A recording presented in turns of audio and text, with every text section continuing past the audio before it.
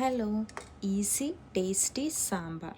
ഞാൻ എടുത്തിരിക്കുന്ന ചെറിയ ഓറഞ്ച് കളറുള്ള പരിപ്പ്. അതാകുമ്പോൾ പരിപ്പും വെജിറ്റബിൾസും സെപ്പറേറ്റ് വേവിക്കേണ്ട ആവശ്യമില്ല.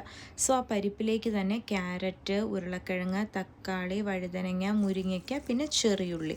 വേറെ വെജിറ്റബിൾസ് വേണമെങ്കിൽ അതും ആഡ് ചെയ്യാം. വെജിറ്റബിൾ മുങ്ങിക്കിടക്കുന്ന രീതിയിൽ വെള്ളം ഒഴിച്ചിട്ട് കുറച്ച് മുളക് പൊടി, മല്ലിപ്പൊടി, 2-3 പച്ചമുളകും കുറച്ച് മഞ്ഞൾപ്പൊടിയും കൂടി ഇട്ടിട്ട് നന്നായിട്ട് കുക്ക് ചെയ്യാൻ വെക്കുക. ആ സമയത്ത് ഞാൻ ഒരു പേസ്റ്റ് തയ്യാറാക്കി. ഇത് സാമ്പാർ പൊടിക്കകത്ത് വെള്ളം ഒഴിച്ചിട്ടുള്ള പേസ്റ്റാണ്. നമ്മുടെ കുക്കറിൽ 3 വിസിൽ വന്നു. അപ്പോഴത്തേനും അതവിടെ മാറ്റി വയ്ക്കുക.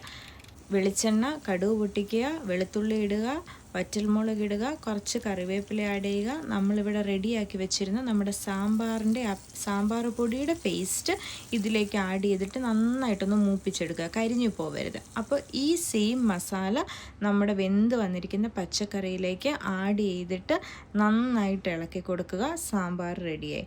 വെണ്ടയ്ക്ക ഞാൻ ജസ്റ്റ് ഒന്ന് എണ്ണയിലൊന്ന് വഴറ്റിയിട്ട് ഇട്ട് കൊടുത്തു. ആവശ്യത്തിനുള്ള കായപ്പൊടിയും ഉപ്പും ചേർത്ത് ലാസ്റ്റ് കുറച്ച് മല്ലിയിലയും കൂടെ വെതറി കഴിഞ്ഞാൽ വളരെ ഈസി ടേസ്റ്റി സാമ്പാർ റെഡി ആയിട്ടുണ്ട്.